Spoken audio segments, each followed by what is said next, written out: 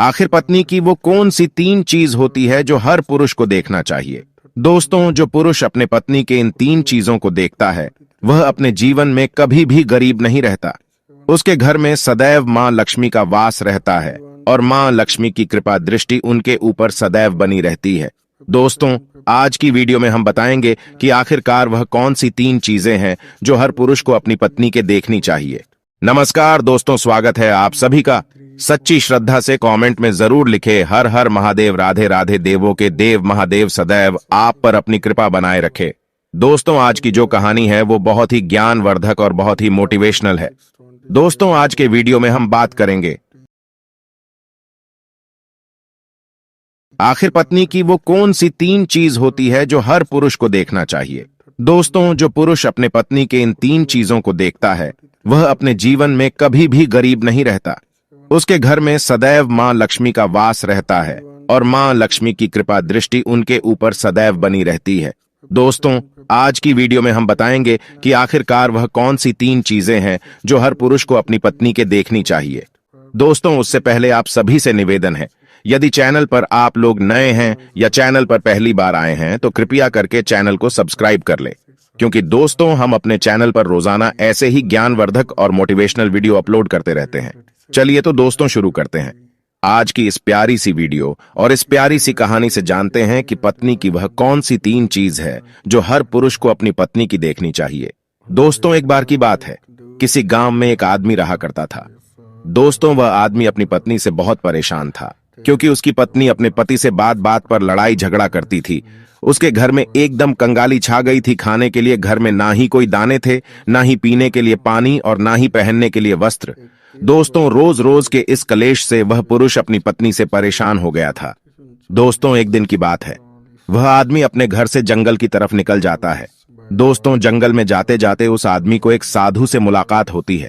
तब वह आदमी उस साधु के पास बैठ जाता है और वहां पर बैठकर रोने लगता है। दोस्तों, वह साधु उस आदमी को पूछते हैं कि पुत्र, आखिर तुम्हें हुआ क्या है, तुम क्यों रो रहे हो। तब वह आदमी उस साधु को बताता है कि महाराज, मेरे घर में मेरे पत्नी और मेरे 2 छोटे छोटे बच्चे हैं। मेरी पत्नी मेरी कोई भी बात नहीं मानती है, बात बात पर मुझसे लड़ाई झगड़ा करती है, जिसकी वजह से मेरा एक छोटा सा बिजनेस था वह भी बंद हो गया और अब हम घर में दाने दाने के लिए मोहताज हैं। हमारे घर में खाने के लिए कुछ भी नहीं है, पीने के लिए पानी नहीं है और पहनने के लिए वस्त्र नहीं है। लेकिन मैं अपनी पत्नी को समझाता हूं कि लड़ाई झगड़े ना करें, इसके बावजूद भी वह घर में रोज लड़ाई झगड़ा करती है। इस वजह से मैं बहुत दुखी हूं और बहुत परेशान हूं, इसलिए मैं घर छोड़कर आपकी शरण में आया हूं। दोस्तों, वह साधु महाराज उस आदमी को बोलते हैं कि पुत्र, तुम रो मत। आज मैं तुम्हें ऐसे 3 चीज बताने जा रहा हूं। जो पुरुष अपनी पत्नी की 3 चीजों को देखता है वह पुरुष अपने जीवन में कभी भी गरीब नहीं रहता है और ना ही उसके घर में कभी लड़ाई झगड़े होते हैं और उसके बिजनेस में तरक्की होती है। दोस्तों, तो वह साधु महाराज उस आदमी को बताते हैं कि मैं तुम्हें जो बातें बताने जा रहा हूं उन 3 चीजों को गांठ बांध लो। तब वह आदमी उस साधु महाराज की बातें बहुत गौर से सुनता है और साधु महाराज से बोलता है कि प्रभु, आप मुझे जल्द से जल्द बताइए वह कौन से 3 चीज है जो हर पुरुष को अपने पत्नी की देखनी चाहिए। दोस्तों, तब वह साधु महाराज उस आदमी को एक कहानी सुनाते हैं। तो चलिए दोस्तों, गुरुजी से ही सुनते हैं इस कहानी के बारे में। दोस्तों, किसी नगर में एक सेठ रहा करता था। उस सेठ का बहुत बड़ा व्यापार था। उसके घर में सेठ और उसकी पत्नी रहा करते थे। उस सेठ और सेठानी में आपस में बहुत प्रेम था। उनके घर में कभी भी लड़ाई झगड़ा, किसी प्रकार का कोई अंधा क्लेश नहीं होता था। इसलिए उसके घर में सदैव मां लक्ष्मी का वास रहता था और उनके बिजनेस में दिन दुगनी रात चौगुनी तरक्की होती थी। उन सेठ सेठानी में इतना प्रेम था कि आसपास के लोग उनके इस प्रेम को देखकर जल जाया करते थे। दोस्तों, सेठ और सेठानी के इस प्रेम की मिसाल हर गांव वाले देते थे। ऐसे कर करके उस सेठ और सेठानी की बात उस गांव की राजा तक भी पहुंच जाती है। दोस्तों, जब सेठ सेठानी की बात उस राजा के पास पहुंचती है तो वह राजा भी उनके प्रेम की मिसाल की तारीफ करते हैं और कहते हैं, हमारे गांव में एक पुरुष और स्त्री ऐसे भी है जिनके घर में कभी भी लड़ाई झगड़ा नहीं होते हैं। उन दोनों में आपस में इतना प्रेम है कि जितना मैं आज तक अपने जिंदगी में कभी भी नहीं देखा। दोस्तों, एक बार की बात है, वह राजा पूरे नगर में ढिंढोरा पिटवाते हैं और कहते, इस राज्य में जितने भी लोग हैं वो सभी लोग अपने अपने घर में दिया जलाकर रखेंगे तब राजा की रानी अपने राजा से पूछते हैं कि महाराज, आखिरकार आप सभी के घर में दिया क्यों जलवा रहे हैं? राजा रानी की बात सुनकर रानी को बोलते हैं कि दीपक प्रेम की निशानी होती है। जिसके घर में दीपक जलता है उसके घर में सदैव ही प्रेम बना रहता है, और मैं चाहता हूं कि जो प्रेम सेठ और सेठानी के बीच में है वही प्रेम हमारे इस नगर में, हमारे इस राज्य में हर पति और पत्नी के बीच में हो। इसलिए मैं हर घर में दीपक जलाना चाहता हूं। दोस्तों, राजा की सैनिक पूरे नगर में ढिंढोरा पीटते हैं और बोलते हैं सभी के घर में दीपक रात भर जलना चाहिए। दोस्तों, राजा की बात मानकर सभी नगरवासी अपने अपने घर में दिया जलाते हैं, लेकिन जैसे ही आधी रात होती है सभी के घर के दीपक बुझ जाते हैं, लेकिन उस सेठ और सेठानी के घर की दीपक कभी भी नहीं बुझती है, क्योंकि दोस्तों दीपक प्रेम की निशानी होती है, और जो सेठानी थी वह अपने घर की दीपक को सदैव जलाए रखती थी, जिससे सेठ और सेठानी का प्रेम बरकरार रहे। लेकिन दोस्तों, जो सेठानी थी वह अपनी मनमानी काम करती थी, उसका जो मन करता था वह वही काम करती थी। लेकिन सेठ को इस बात से कभी भी कोई दिक्कत नहीं होती थी, क्योंकि सेठ बहुत समझदार था। वह सोचता था कि यदि मैं अपनी पत्नी को रोक टोक करूंगा तो घर में बेवजह ही लड़ाई झगड़ा होंगे। दोस्तों, इसीलिए सेठ सेठानी की कई चीजों को और कई बातों को अनदेखा करता था। वह सेठ इसलिए अनदेखा करता था ताकि पति पत्नी में वह प्रेम और व्यवहार बना रहे। एक दिन की बात है दोस्तों, राजा और रानी अपने छत के ऊपर खड़े होकर अपने नगर का नजारा देख रहे थे, और वह राजा और रानी देखते हैं कि उनके पूरे राज्य में अंधेरा था, लेकिन सिर्फ एक सेठ और सेठानी का ही गांव का घर था जहां दीपक जल रहा था। दोस्तों, तब राजा रानी से बोलता है कि देखो सेठ और सेठानी में कितना प्रेम है। सभी के घरों का दीपक बुझ गया है, लेकिन सेठ और सेठानी के घर का दीपक अभी भी जल रहा है। इसका मतलब यह है कि इस सेठ और सेठानी में बहुत ही ज्यादा प्रेम है। तब रानी अपनी राजा से बोलती है कि महाराज, सेठ और सेठानी में जो भी प्रेम है वो इसलिए है क्योंकि सेठानी समझदार है, इसलिए सेठ के घर में प्रेम है। दोस्तों, जब राजा रानी की बात सुनता है तब राजा बोलता है कि नहीं महारानी, यहां पर सेठ ज्यादा समझदार है, इसलिए उनके घर में कभी भी लड़ाई झगड़ा नहीं होती है। दोस्तों, रानी बोलती है कि सेठानी समझदार है। राजा बोलते हैं कि नहीं, सेठ समझदार है। दोस्तों, सेठ और सेठानी की बात को लेकर राजा और रानी में बहस होने लगा। तब राजा बोलता है कि देखो, हमें बहस करने की जरूरत नहीं है, क्यों ना हम दोनों उनका एक परीक्षा ले। परीक्षा में जो पास होगा वही समझदार होगा। राजा और रानी अपने बात से सहमत हो गए और उन दोनों की परीक्षा के लिए तैयार हो जाती है। दोस्तों, तब राजा अपने महल में जाता है और अपनी दासी को बुलाता है, और वह अपने दासी से बोलता है, उस सेठ के पास जाओ और जो जो प्रश्न मैं तुमसे बोल रहा हूं वह तुम सेठ को बोलना। वह दासी बोलती है, ठीक है महाराज। फिर वह दासी राजा की बात सुनकर सेठ के पास जाती है। उसी समय ही सेठ की पत्नी बाजार गई थी कुछ सामान लेने के लिए।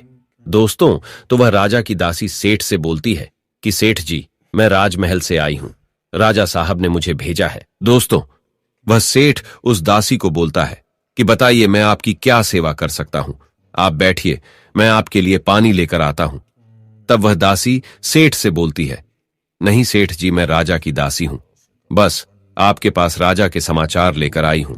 दोस्तों, तब वह सेठ बोलता है कि ठीक है दासी, आप मुझे बताइए राजा साहब ने क्या समाचार भेजा है मेरे लिए। तो दोस्तों, वो दासी सेठ से बोलते हैं कि सेठ जी, राजा साहब ने मुझे ये बोले हैं, यदि तुम अपनी पत्नी को छोड़ देते हो तो वह तुम्हें खूब सारे हीरे और जवाहर देंगे, तुम्हें राजमहल में एक अच्छे पोस्ट पर नौकरी भी देंगे। लेकिन सेठ राजी नहीं हुए। दूसरी बात, रानी ने राजा से बोला था कि नहीं, सेठ समझदार नहीं है, सेठानी समझदार है। दोस्तों, सेठ और सेठानी के बातों को लेकर राजा और रानी में फिर से कहासुनी होने लगी। तब रानी राजा से बोलती है कि तुमने सेठ की परीक्षा ली है, मैं भी सेठानी की परीक्षा लेना चाहती हूं। तब इससे बात क्लियर हो जाएगा कि सेठ और सेठानी में कौन ज्यादा समझदार है। तो वह राजा रानी को आदेश देता है कि प्रिय, तुम भी एक बार सेठानी की परीक्षा ले लो। तब रानी अपने राजमहल से एक दास को उस सेठानी के पास भेज दिया और अपने दास से बोलती है कि जो मैं तुम्हें बोल रही हूं ये सारी चीजें जाकर उस सेठानी को बोलना। तब राजा का दास उस सेठानी के पास जाता है। इधर से सेठ अपने काम के सिलसिले में कहीं बाहर गया हुआ था, घर पर सेठानी ही अकेली थी। दोस्तों, दास मौका देखकर उस सेठानी के पास पहुंचता है और सेठानी से बोलता है कि सेठानी जी, मैं राजमहल से आया हूं, मुझे रानी साहिबा ने भेजा है। दोस्तों, तब वह सेठनी बोलती है, ठीक है, बताइए किस लिए तुम्हें रानी साहिब मेरे पास भेजा है। दोस्तों, तब वह दास सेठानी से बोलता है कि रानी साहिबा ने बोला है कि यदि तुम अपने पति को छोड़ दोगी तो वह बहुत सारे हीरे जवाहरात देंगे, और अगर तुम अपने पति को मार दोगी तो वह तुम्हें अपने राज्य का आधा हिस्सा दे देंगे। दोस्तों, दास की बात सुनकर सेठानी तैयार हो जाती है और कहती है, ठीक है, यदि रानी साहिबा अपने राज्य की आधा हिस्सा मुझे देंगी तो मैं अपने पति को मार दूंगी। दोस्तों, तब उस राजा का दास उस सेठानी से बोलता है कि मुझे कैसे पता चलेगा कि तुमने सेठ जी को मार दिया है। दोस्तों, तब सेठानी राजा के दास से बोलती है कि मेरे घर में जो दीपक जल रहा है वह तुम्हें दिख रहा है। तब दास बोला, हां, दिख रहा है। तब सेठानी उस राजा के दास से बोलती है कि जब मैं अपने पति को मार दूंगी तो मैं यह दिया बुझा दूंगी तो तुम्हें पता चल जाएगा कि मैं अपने पति को मार दिया है। अब वह दास सेठानी की बात सुनकर राजमहल को वापस लौट जाता है और राजा और रानी से ये सारी बात बताता है। सेठानी की बात सुनकर रानी बहुत अचंभित हो जाती है और रानी को स्त्री जाति से नफरत होने लगती है। दोस्तों, तब वह राजा अपने सारे दास दासियों के साथ सारे सैनिकों को बुलाता है और बोलता है, देखो, मैं यह नहीं चाहता हूं कि राजा और रानी के वजह से किसी निर्दोष की जान जाए। तुम ऐसा करो, उस सेठानी के घर जाओ और उस सेठ को सारी बातें बता दो और उस सेठ को बचा लो। दोस्तों, इधर दास और दासी सेठानी के घर पर जाते हैं और सोचते हैं कि सेठानी तो सेठ को रात में मारेगी और दिया भी बुझाएगी। इससे पहले ही हम सेठानी के घर में हमला बोल देते हैं। दोस्तों, इधर रात भी नहीं हुई थी, शाम का समय था, और जैसे ही राजा के सैनिक सेठानी के घर पर धावा बोलते हैं तो देखते हैं कि सेठ पहले से ही मरा हुआ है। दोस्तों, तब राजा और रानी के दास दासी उस सेठानी से बोलते हैं, सेठ जी तो मरा पड़ा है, लेकिन सेठ को तो तुम्हें रात में ही मारने के लिए बोला गया था। दोस्तों, तब वह सेठनी उस दास और दासी से बोलती है कि सेठ को तो मुझे मारना ही था, रात में तो मुझे दिया बुझाना था, इसलिए सेठ को तो मैंने दिन में ही जहर देकर मार दिया है। अब मेरा काम है सिर्फ दिया बुझने का। दोस्तों, वह सैनिक उल्टे पांव उस सेठ के घर से राजा के दरबार में भागें जाते हैं और राजा को सारी बातें बताते हैं। दोस्तों, राजा क्रोध से आग बबूला हो जाता है और उसको स्त्रियों से घृणा होने लगती है और वह अपने सैनिकों को भेजता है कि उस सेठानी को बंदी बनाकर लाए। तब राजा के सैनिक उस सेठानी को बंदी बनाकर राजा के राज दरबार में पेश करते हैं।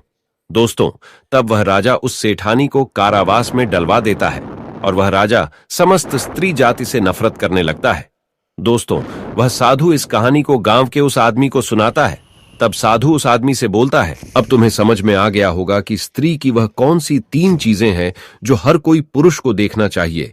वह आदमी साधु से बोलता है कि महाराज, मुझे अभी भी समझ में नहीं आया, स्त्री की वह कौन सी 3 चीजें हैं जो हर पुरुष को देखना चाहिए। दोस्तों, तब वह साधु उस आदमी को बताते हैं कि हर पुरुष को अपने स्त्री के सबसे पहली चीज यह देखनी चाहिए कि वह कहां पर आ जा रही है।